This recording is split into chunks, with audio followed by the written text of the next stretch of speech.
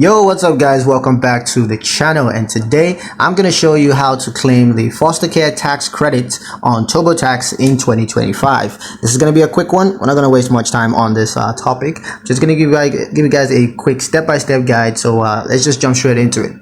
Now, the first thing you're going to need to do is to gather your necessary documents. So go ahead and collect your foster care placement documentations, as well as any other records supporting your foster care expenses.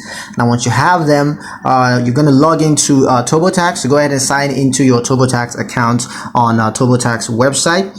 Now, once you're logged into your account, you're just going to select the tax year that you want to claim the foster care tax credit for. Once you've selected that, go ahead and choose credits, and then select foster care tax credit as your credit type. The next you got to do is to enter your foster care expenses, including any qualified expenses related to caring for a foster child.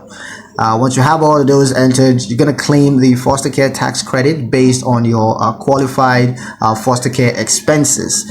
Now, once that's done, you can review your foster care tax credit claim one more time just to make sure that the information is accurate. And if it is, go ahead and submit it to the IRS, and they're going to take care of the rest from there.